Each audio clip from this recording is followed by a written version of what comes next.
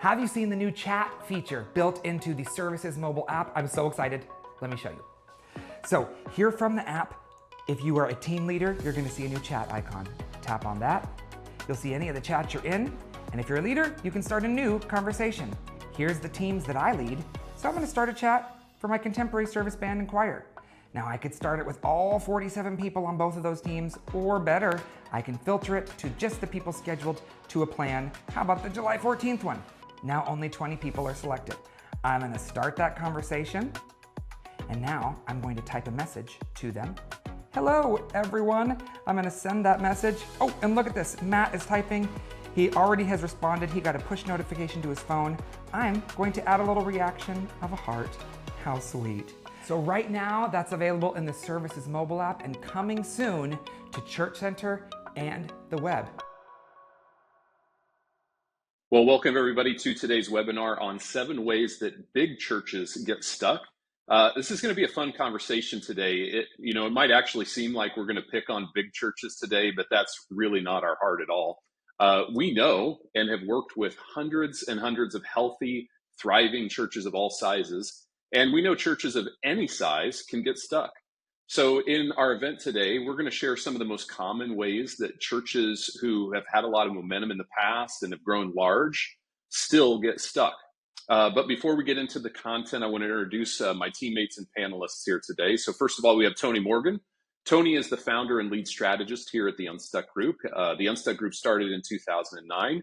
And we've now served around 600 churches throughout the United States and several other countries around the world. So, Tony, I know you've been a part of leading in some larger churches. Have you ever had the experience in those larger churches of having a lot of momentum, but still experiencing stuckness? Yeah, I have served in churches, in fact, a couple specifically, and it was a fun season because in both of those churches, they doubled in attendance while I was on the staff team. No thanks to me, but I got to be a part of that momentum. And I saw thousands of people that said yes to following Jesus, including, some of my favorite days in ministry, engaging in baptism celebrations and seeing hundreds and hundreds of people go public with their faith through baptism. But even with 2 churches like that experienced a lot of growth and a lot of life change, there were still seasons where both of those churches were stuck for different reasons. And it's just a good reminder that even the healthiest of churches can get stuck, but they certainly don't have to stay there. Yeah. And we also have our teammate, Amy Anderson. Amy is the director of consulting here at the Unstuck Group, and she started here in 2016. During that time, the last several years, she served about a couple hundred churches, helping them design their ministry strategy, staffing and structure, and multisite as well, to really align and fuel the mission of the church. So, Amy, I know you've been a part of a very large church also. Did you guys ever experience a season of stuckness?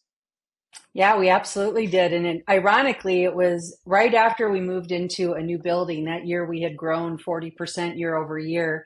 And then the next year, we were flat for growth. And that was very unusual for us because we were typically growing 20% year over year. And, we could have coasted, kind of enjoyed the break, but our exec team, we leaned in because we knew if we weren't growing, then we weren't accomplishing our mission, which was empowered by God to reach others for Christ. And by the way, we were over 10,000 people at that time. So to have flat growth was really alarming to us, but we were stuck and we had to do some strategic things to get back to a place of growth and momentum again. Sure. Amy, I wonder if you could just share why we decided to create an event and cover this specific topic today.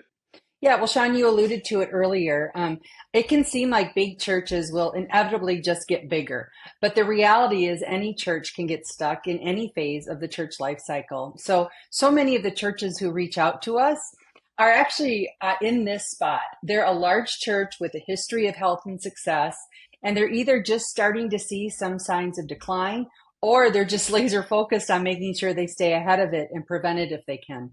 That's right, Amy. And I don't think there's any way to 100% ensure that you're never going to get stuck. But maybe recognizing the signs and the areas where you are most likely to get stuck can help you see it coming in time to make some changes. After all, we've seen it time and time again. Leaders see stuckness first. It's one of the leadership wiring that's kind of just naturally built into you. And so you'll see stuckness before anybody else around you will. And to be honest, the things we're going to talk about today, they're so common that many times they're blind spots. And I don't like to see churches get stuck. So we're going to spend some time today helping you see your blind spots as leaders of large churches. Yeah. We like to kind of frame up and give you the objective of the event from the very beginning here. And from our seat, we hope that by the end of the content today, you'll commit to identify at least one area of your leadership team needs to prioritize in this ministry season ahead to get or to stay unstuck, and then to circle up and with that leadership team and just make a plan. So we're going to walk through these 7 most common ways large churches get stuck pretty quickly, but we'll make sure to equip you with just some clear identifying signs of stuckness, and then a next step you can take with each of those. So before we dive into the content, just a few other last minute details. Of course, we'll have chat and live Q&A going. We'd love to have your questions for a live Q&A at the end of our webinar today. Tiffany, Tony, Amy, myself will all be interacting via chat. So in sort of the chat room feature of your Zoom window, you can make comments and chat with each other as we go through the event. Please use the Q&A button to submit questions for the live Q&A, and we'll choose from a list of questions that we believe will benefit the most people to cover at the very end. If you haven't yet, make sure you download the companion workbook that goes with today's webinar. You can get that at the unstuckgroup.com/workbook. Again, the unstuckgroup.com/workbook. And then lastly, if you'd like to share this conversation on social media, you can do that. Just use the hashtag #UnstuckChurch, hashtag #UnstuckChurch, okay? So let's get into blind spot number 1. This is where we're going to get started. And the first blind spot large churches have that gets them stuck is actually a complex organizational structure. Will you unpack this one for us, Tony? Well, I can start out, and then I'm going to be curious to hear what Amy has to share as well on this topic, because I know that she's really passionate about this area. But there's no doubt about it, as churches grow larger, commonly what we find is that there are also unmanaged organizational structures that happen alongside that. As they've grown, they've just continued to add positions, but they've never restructured and then aligned their teams. So their structure is no longer built around core ministry strategies. When that happens, of course, the ministry becomes fractured. Silos start to form within our teams instead of being aligned as a team. And when that happens, leaders, especially strong leaders, will begin to compete for resources and announcements and attention, and just they're so focused on building their ministry area, they're not aligned and locking arms with their teammates to accomplish the overall mission of the church. And needless to say, priorities become unclear because everything feels equally important. A second common challenge related to this, Sean, is that many times churches don't put leaders in leadership roles. Instead, they put people that get a lot of work done in those types of roles. And positions tend to get filled because of tenure rather than leadership capacity. And then we also see leaders, their span of care gets too broad. I've shared examples in the past. I've walked into churches where the structure has become unmanageable, and the senior pastor or the executive pastor, as an example, has 10, 12, 14 different people reporting directly to them. And it's just an example of the span of care has become so large that everybody on the staff team is not able to get the effective leadership and coaching and development that they need. And what we've seen is there's kind of a hesitancy to restructure because of people reasons. That person wouldn't work for that person, or that person doesn't have a leadership gift. This person has always reported to that person, and so on. And it's a good thing. I mean, we're leaning into relationships, and it's good to prioritize that. But we have to figure out, how do we align the right people and the right roles to accomplish the mission that God has for our church staff. And of course, when the staffing structure is not right, it becomes a challenge to then equip God's people to do the work of God. And oftentimes what we see is churches overstaff and don't have staff and maybe the most effective places. But as they continue to add staff to close those gaps, there's less focus on volunteer engagement. And so we're not handing off ministry and actually empowering volunteers and our staff to actually accomplish ministry as well. So those are a few things that come to mind related organizational structure challenges that we see in churches. That's very good.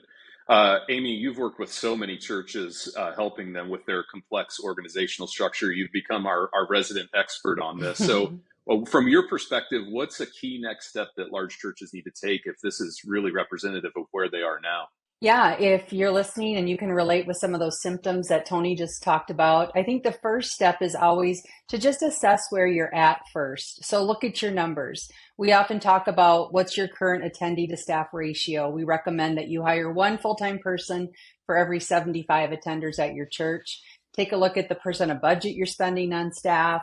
That should be in that 45 to 55% range. We have assessments like our Unstuck Teams assessment that measures health on the team, performance on the team. It looks at your culture and at your systems. And then, of course, Tony, what you mentioned, volunteer engagement numbers and the number of volunteer leaders you have. And all of that data, I just say, in other words, you need to know your starting point before you delve into any type of restructuring on your team. The next thing is really to get clear on your priorities and your wins. As a leadership team, you have to define what success looks like for your ministries this next year. And then you need to confirm those priority ministry strategies to reach people and to disciple them. The third thing I would say is just be courageous then and determine what structure is going to serve those goals and priorities. And I would encourage you to forget about today's structure, what you've grown into. Tony, I like how you describe that. When we're growing and adding staff, we often are just adding people to an existing structure that gets overgrown, like you talk. And so you have to kind of lay that aside. And I always encourage the pastors I work with, the structure starts with the lead pastor. We have to understand the personality and wiring of that lead pastor, like how many people can he or she effectively lead? What's the preferred top layer?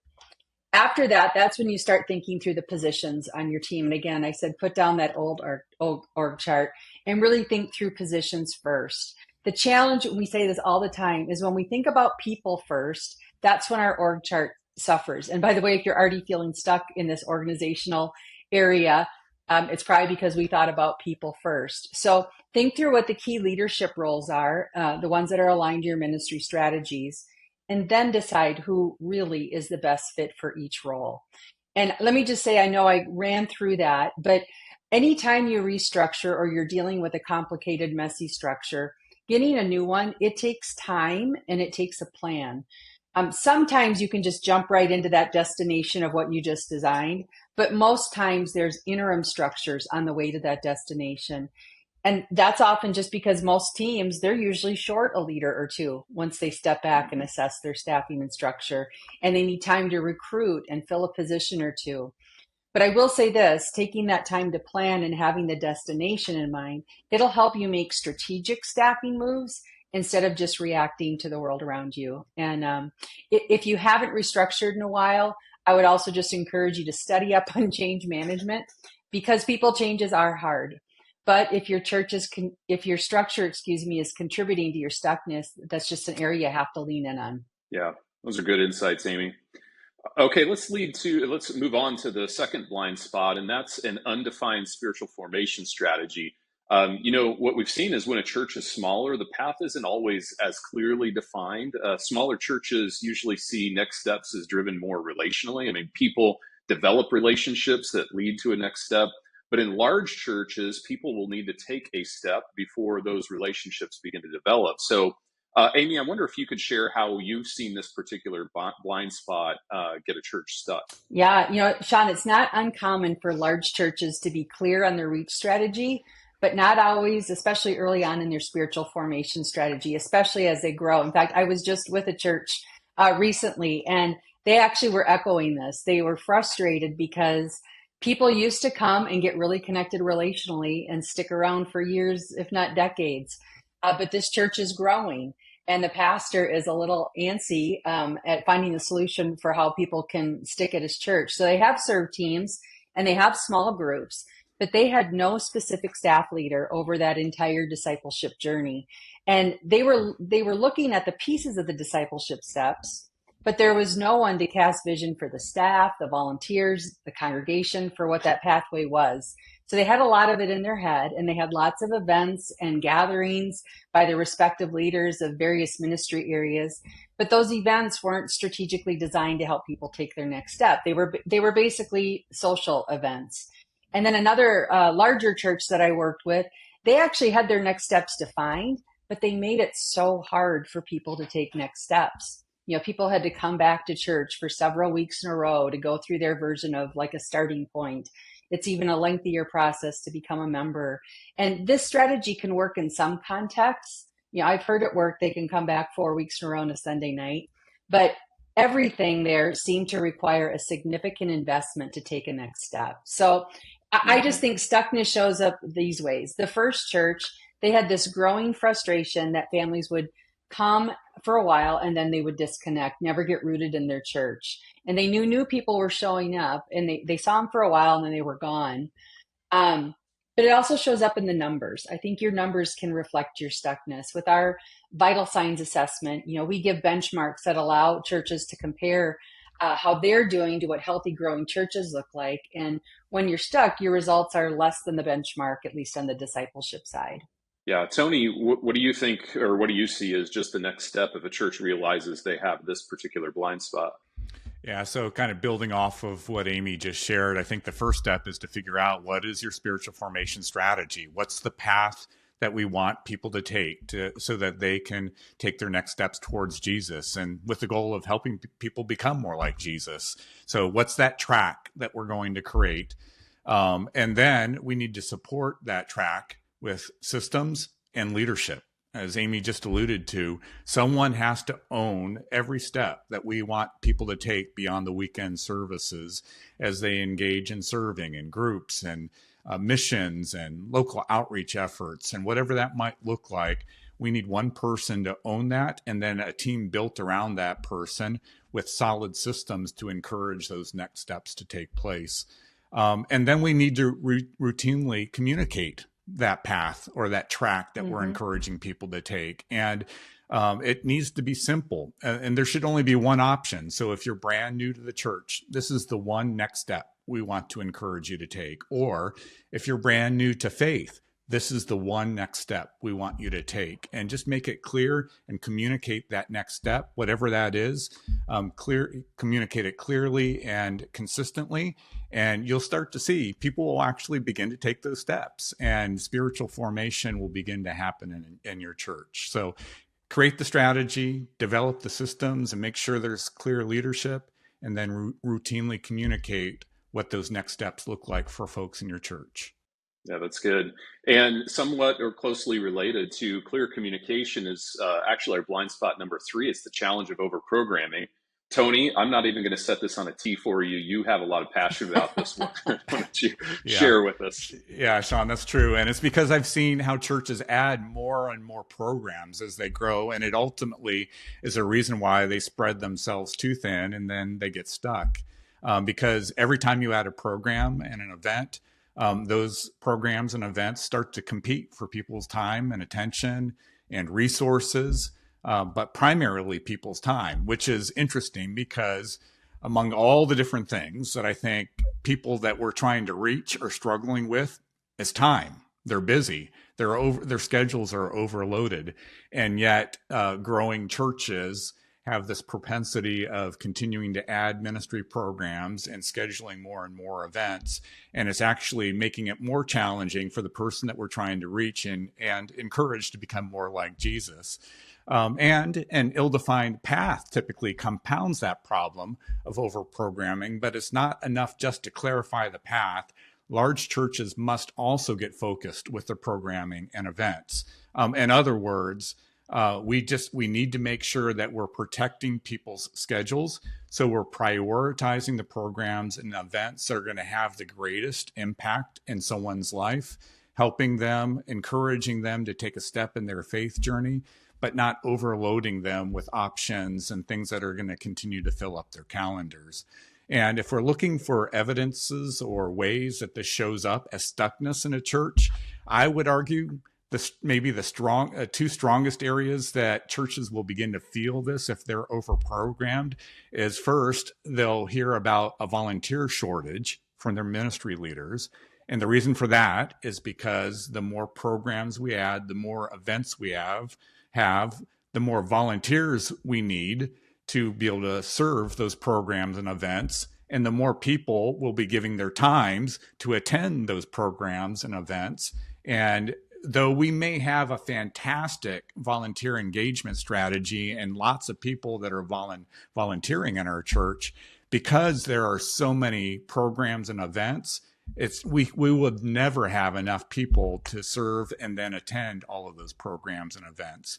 And then the second evidence that you might have stuckness because of over programming is if you can't figure out how to announce everything that needs to be announced from the platform on Sunday morning. I joke, but one time many years ago, I was watching a church service on television. So this was before live streaming was a thing. So now you know how old I am. And the church was showing their service online, including all the worship and the teaching, but it also included their announcement time. And their announcement time went on and on and on. And by the end of the hour of that television, the service on the television, by the end of the hour, the pastor's message got cut off because there wasn't enough time for the message because the announcements took so long. But it's just an indication when you have a volunteer shortage or no room to communicate everything that needs to be promoted, it's probably an indication that you're dealing with an over-programming challenge in your church. That's good. I knew you had some passion there. Amy, specifically for our multi-site churches that are tuning in today, I wonder if you could talk a little bit about how dealing with over-programming really is necessary if the church is going to embrace a multi-site strategy or if they are multi-site now.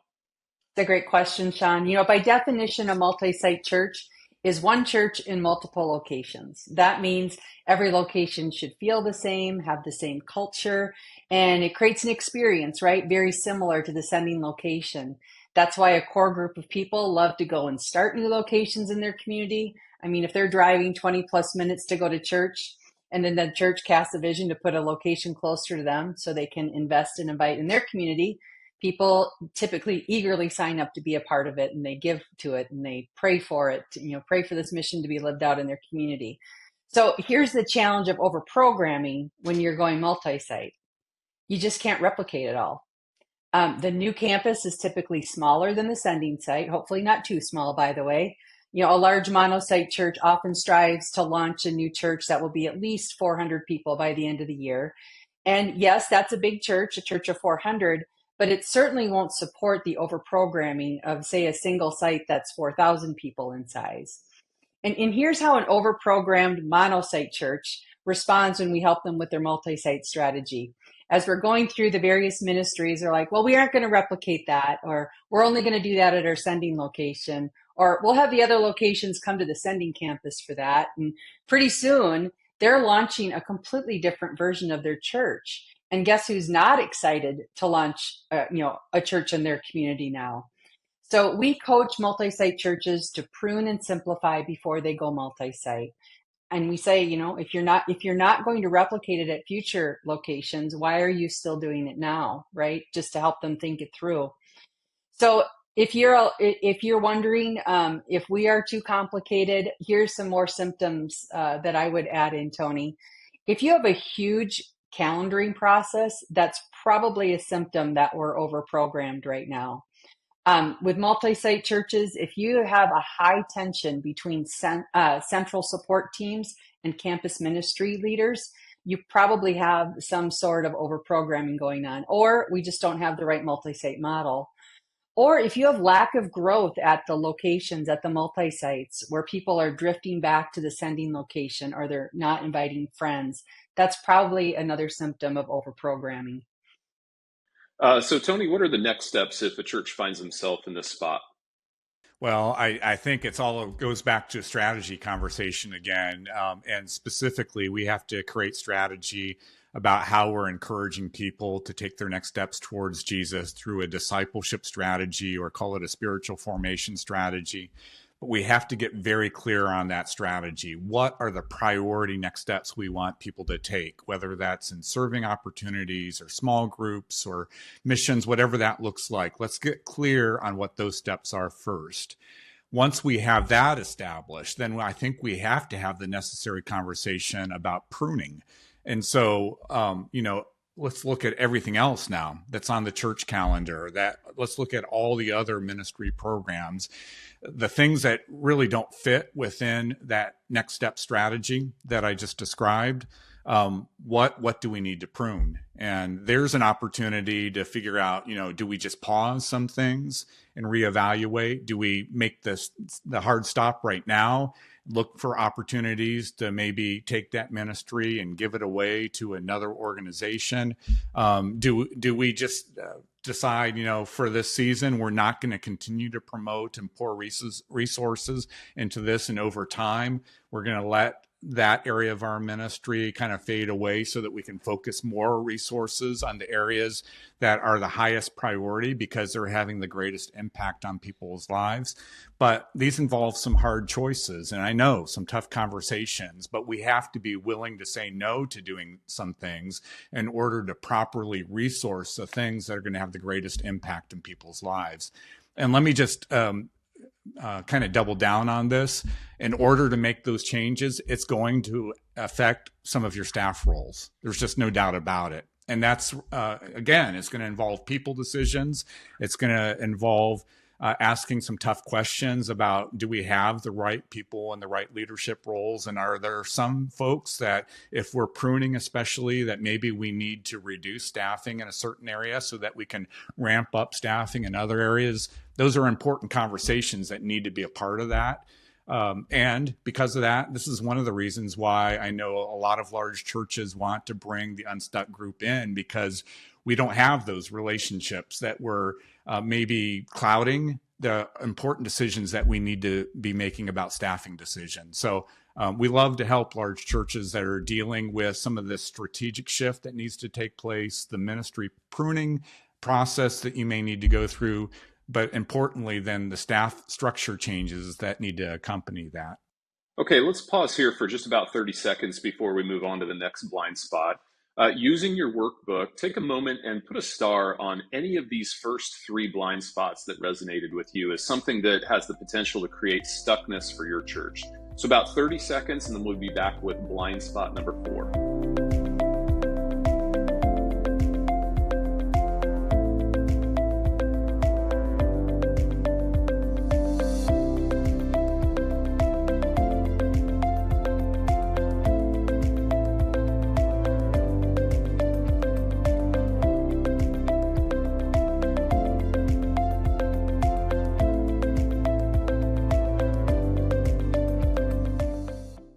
Okay, moving on to blind spot number 4, and that's a lack of developed systems and strategies. How does this show up as an issue that stalls out momentum and gets large churches stuck, Tony?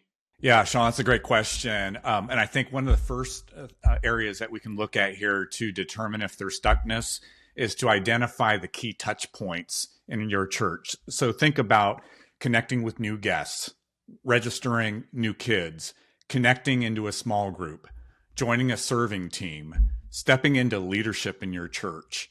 Around all of those key touch points, if you have stuckness in this area, you probably don't have healthy systems, simple systems to encourage people to take those next steps around some critical points of contact that you would have with people in your church, both first-time guests and also people that are just trying to figure out how to take their next step towards Christ or next step in connection to your ministry. And so those are some things we certainly have to pay attention to. Another area, and I just kind of alluded to it, that can maybe put the spotlight on an area of stuckness because systems and strategies don't exist, is when you find that you have communications or promotions challenges in your church.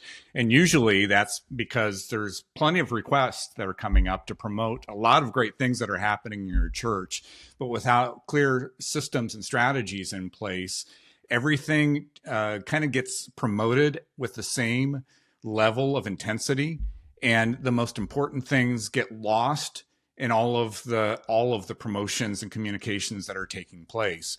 And so just making sure that we have a strategy in place with appropriate systems so that the most important areas of our ministry are the ones that are getting the most communication and the most promotion.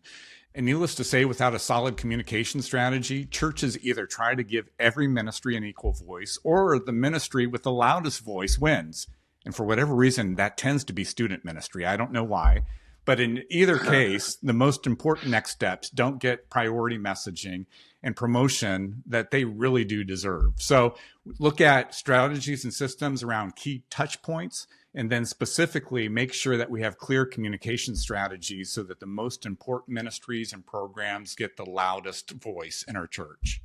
Amy, I assume that most large churches actually do have systems and strategies, but what can they be doing to kind of do a checkup and see, are these strategies working well, or are they not working well enough to prevent us getting stuck? I think one key indicator, actually, Sean, links to how they're tracking information and how they're using their database. I'm just continually surprised by the lack of ability many large churches have in pulling accurate data from their databases. We should be measuring what's important. So, of course, if we can't measure what's important, it's a problem and it's a sign of stuckness. So whatever core ministry strategies that your church has to help reach and disciple people should be tied to key metrics that tell you whether you're increasing or whether you're getting stuck.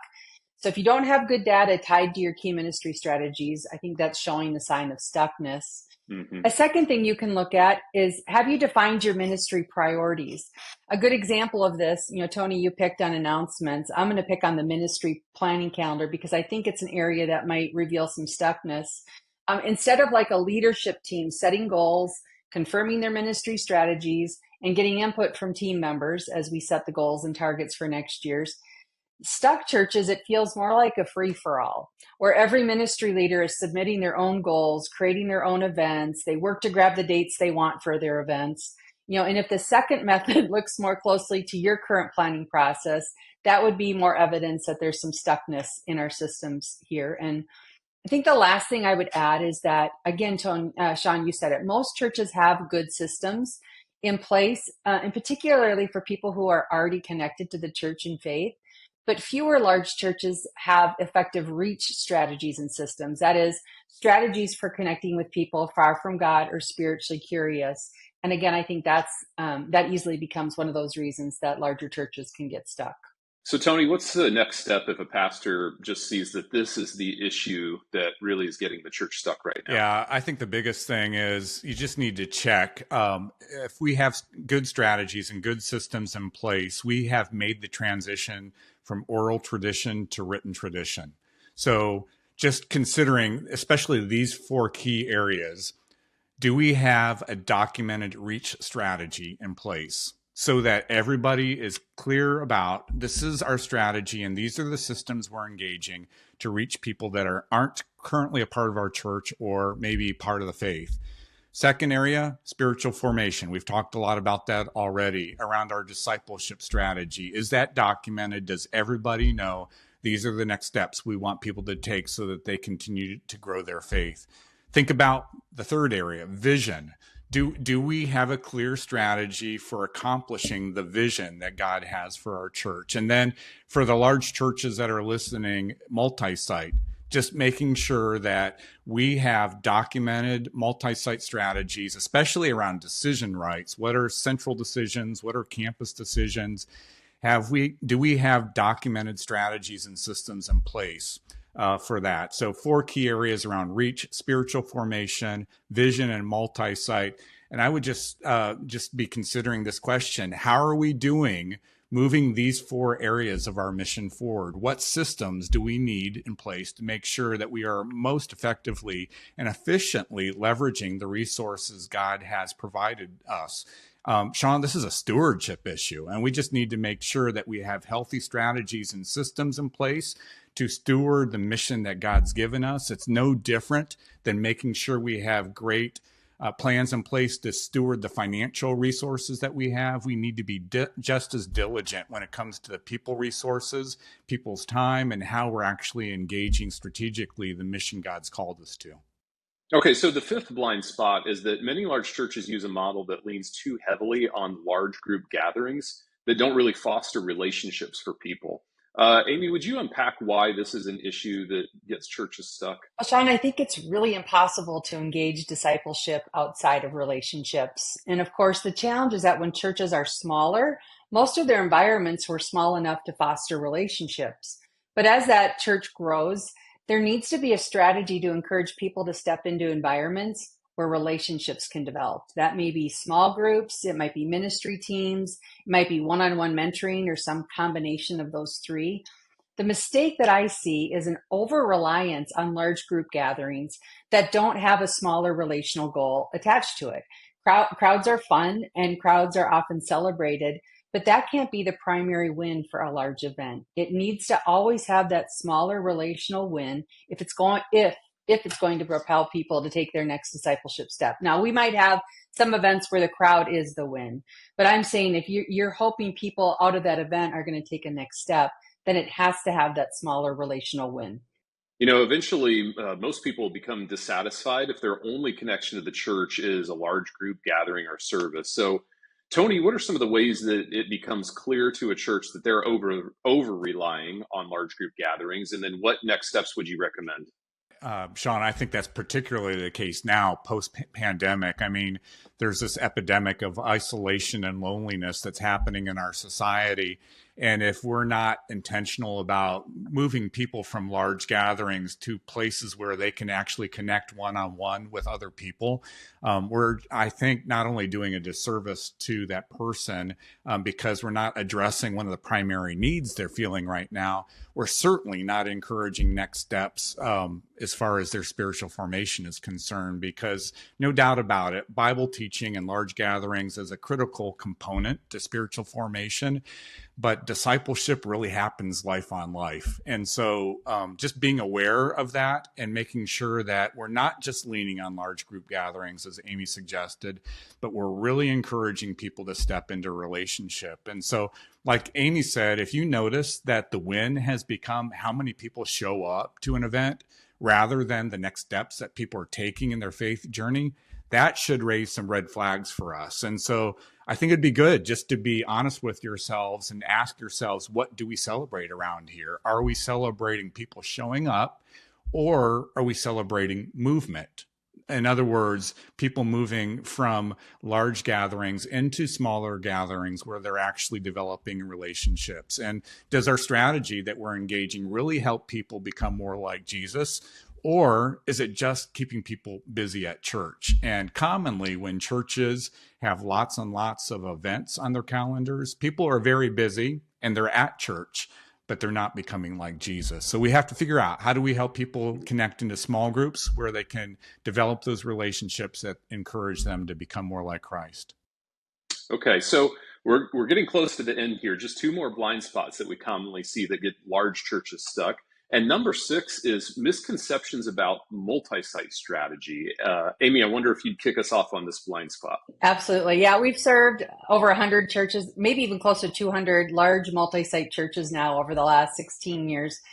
And nothing will get a large church stuck quicker than going multi-site without all the facts. Don't you think our churches would say that, Tony? Absolutely. Yeah.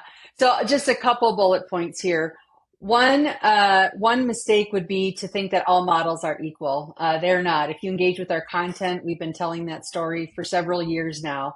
Different multi-site models have different outcomes, and you have to understand what you want the outcomes to be so that you choose the right model. Another thing that gets large churches stuck in their multi-site model is launching too small or launching in the wrong location.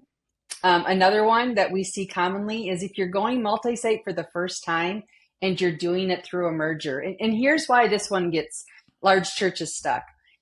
You haven't really formed your multi-site model yet. You just kind of became multi-site. And so we haven't really figured out, again, those questions like, what do we want our outcomes to be? Who are we as a church? Why are we expanding? Instead, you're bringing two churches together and you're just multi-location, but I can't say you're multi-site yet with that. Another thing that gets large churches going multi-site stuck is choosing the wrong campus pastor. So we know enough now about multi-site churches and what the right makeup is of a campus pastor. And we've worked with many, many churches who have put a great pastor in place, if you really want to have someone who is a shepherd. But we've learned you need to have the right kind of leader in that role to make multi-site thrive and grow. And honestly, the list goes on and on. We cover a lot of this in our content, but again, let me just reiterate, nothing can stall a large church's growth and health than multi-site if you don't do it the right way. Mm-hmm. Tony, I wonder if you would share just a few ways that ineffective multi-site strategy will get a healthy large church stuck. This one's easy, and but like Amy said, this could be a long list. So let me highlight some of the key things that we see: competing visions, and more importantly, competing strategies at different campuses. That's certainly up there as far as stuckness we see in multi-site churches. When you start to see team tension and dysfunction, and largely that's because decision rights haven't been clarified around central ministry decisions and campus decision rights. So that's an area of stuckness commonly we'll find in multi-site churches. Financial pressures, and many times that's because churches have let campuses have a lot of autonomy. They do things differently than other campuses, and because of that, they need additional staffing. Because there isn't one central team that's creating deliverables that every church, every campus can use. And so financial pressures start to weigh. Strained systems and volunteer teams, because churches try to move too fast with launching locations, and the church just really isn't healthy enough to start to launch in a new community. And so the systems and the volunteer teams are strained. But here's the biggest thing, and it probably sounds the least spiritual of all of these, maybe. Ministry stops being fun. And that's because they didn't start with a healthy multi-site strategy. In fact, many churches got into multi-site. They just started opening locations without thinking strategically about how they were going to live out the day-to-day of ministry. And because they didn't have a clear strategy going into it, now they're dealing with all the consequences of everybody kind of doing their own thing and the tensions that evolve because of that. And ministry has stopped being fun. I've just in the last couple of years, I was working with a large multi-site church with many locations. And honestly, when the pastor called me, he said, I'm done with multi-site. I'm ready to just spin off all these locations to become independent churches. And I said, give me 12 months, because I think that if you align around a clear strategy and get your structure right, that you're going to love it. Mm-hmm. Because you're going to recognize this is the really the best way that we can reach more and more people for Jesus and be great stewards of the financial resources that God has provided our church. Well, a couple of weeks ago, I connected again with that same pastor about a year into process working with our team. And I love it because not only was he excited and encouraged about where the church is today with their multi-site strategy, he was ready to start talking about opening future locations. And that's all because, the locations themselves didn't change. He didn't really change the strategy that they were engaging with their multi-site process. That's what changed. And now they're in a better place to really carry out the mission that God's called their church to in their community. That's so good. And honestly, we don't share this to talk you out of leveraging a multi-site strategy to expand. If you're leading a healthy and growing church, we just want you to be aware of the blind spots. That's right. So Amy, what are some of the next steps that you would recommend if a church finds itself getting stuck because of their approach to multi-site? Yeah, that's a big question, Sean. But here's what you have to do. You have to get clear on what's been proven to work and not work in the multi-site arena. And here's just one, for instance. Multi-site is all about what we have in common at our locations. It's not about what we want to do differently in these various locations. So multi-stuck churches, they have gone down that path of releasing lots of autonomy to their various locations because they feel like they need to adjust their model for that particular community. That is a path to stuckness. Another one is we launched Too Small. or we don't launch where we have a big enough core where people are. So there's many things like that where we have proven strategies now. We know what works and what doesn't. So if you're feeling multi-site, you need to become a student of that, not just what your buddy's doing for his multi-site church. And second, I would just say, leverage the expertise of a team like ours. You need to have lots of wise advisors, I think, when it comes to planning your multi-site model. So that buddy actually is a good friend because he has learned a few things or she has learned a few things. But you need lots of wise advisors. We've put this process together for 6-7 years now. I would just say, don't do it alone. We'd love to help you. If we don't help you, make sure you get lots of counsel to walk down the road with people who have launched healthy, growing multi-site churches. All right, finally, we're here at the last blind spot, and it's the church's unwillingness to embrace bold moves. So, Tony, why is this an issue, particularly for large churches? Yeah, Sean, it's funny because many churches became large because they had a big, big vision. They made a lot of bold moves early on. But I think stuckness comes in late because now they are large. And because of that, maybe less willing to take some risks. So let me just share the story. I love to brag on churches that are finding a lot of success in their ministry right now. And Victory Family Church in Norman, Oklahoma is a great example of that. I mean, if you were to jump on their website and just hear the stories from their ministry, they're doing a lot of fantastic community outreach beyond the walls of their 4 locations. They're seeing hundreds and hundreds of people cross the line of faith. But even in all of that success, I mean, they're reaching thousands and thousands of people every single weekend. Beyond that, they still are pursuing bold moves. Right now, they're considering some expansions to 2 of their locations, and they're talking about opening future locations. And I love it because it's an example of a very large church that has had a lot of significant impact in many people's lives. Yeah. But then here's the deal. They're just clear on what their bold moves for the future look like. And because of that, that's helping to drive momentum in their ministry. It's certainly increasing generosity. People's time and financial resources are going into helping the church accomplish those bold moves. And it's focusing their entire team. And when the team is focused, the church becomes focused as well. Do you know what you don't see in churches with a clear, bold move that they're pursuing for the future?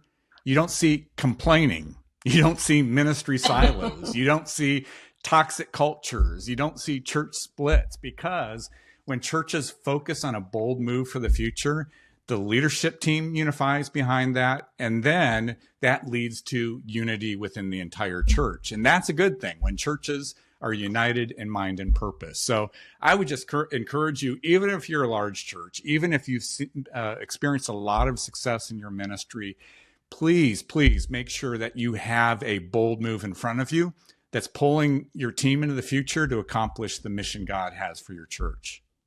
Yeah, really good, Tony.